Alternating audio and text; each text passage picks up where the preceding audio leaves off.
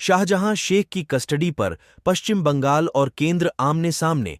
ममता सरकार को supreme court से लगा झटका। राज्य सरकार ने अत्यंत तत्परता के साथ जांच को आगे बढ़ाया।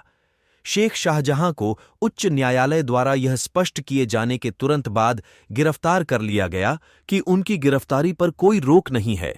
राज्य सरकार का कहना है, हाई कोर्ट का आदेश विकृत, अवैध और मनमाना है और इसे खारिज किया जाना चाहिए। राज्य सरकार पर निराधार आरोप लगाए गए हैं। संदेश खाली और शेख शाहजहां के मामले पर सीबीआई जांच के खिलाफ सुप्रीम कोर्ट पहुंची ममता सरकार को सुप्रीम कोर्ट से झटका लगा है। ममता सरकार ने तुरंत सुनवाई के लिए अपील की थी, लेकिन सुप्रीम कोर्ट ने इससे इनकार कर दिया है। राज्य सरकार ने अपनी अर्जी में सुप्रीम कोर्ट से कहा कि राज्य उच्च न्यायालय के आदेश पर अंतरिम रोक चाहता है। हाईकोर्ट के आदेश को चुनौती देने गई थी राज्य सरकार सुप्रीम कोर्ट में। पश्चिम बंगाल सरकार को फिलहाल कोई फौरी राहत नहीं मिली है। संदेश खाली मामले की सीबीआई जांच के हाईकोर्ट के आदेश को चुनौती देने वाली याचिका पर शीघ्र सुनवाई की अपील पर सुप्रीम कोर्ट ने कहा कि मुख्य न्यायाधीश के आदेश की प्रतीक्षा करें। याचिका में पश्चिम बंगाल सरकार ने दलील दी है कि हाई कोर्ट द्वारा 4 बजे तक का समय दिया गया वो हमारे अधिकारों का हनन करता है। राज्य सरकार ने लगाए ये आरोप बेबुनियाद आरोप लगाकर सीबीआई को केस ट्रांसफर किया गया, जबकि हमारी एसआईटी जांच कर रही थी। राज्य सरकार ने कहा कि सीबीआई को केस ट्रांसफर करना गलत है, ये सुप्रीम कोर्ट के पुराने आदेशों का उल्लंघन है। राज्य की पुलिस ने इस मामले में तेजी दिखाई है और इसकी अभी भी जांच चल रही है।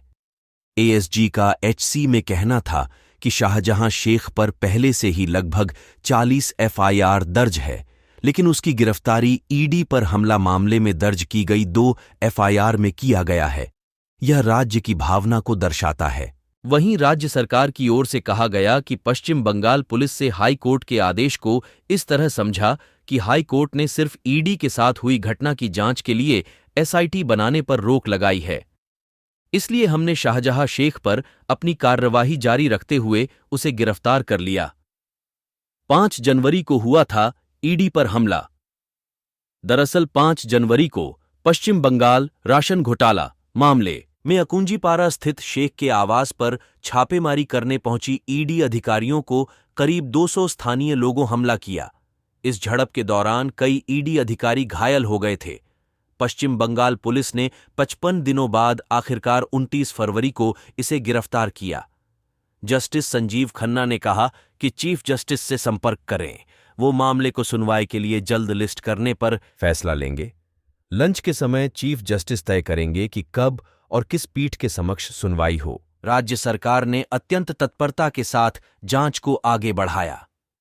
शेख शाहजहां को उच्च न्यायालय द्वारा यह स्पष्ट किए जाने के तुरंत बाद गिरफ्तार कर लिया गया कि उनकी गिरफ्तारी पर कोई रोक नहीं है। राज्य सरकार का कहना है, हाई कोर्ट का आदेश विकृत, अवैध और मनमाना है और इसे खारिज किया जाना चाहिए। राज्य सरकार पर निराधार आरोप लगाए गए हैं। सरसरी तौर पर जांच को सीबीआई को हस्तांतरित करना इस माननीय न्यायालय द्वारा निर्धारित कानून का उल्लंघन है।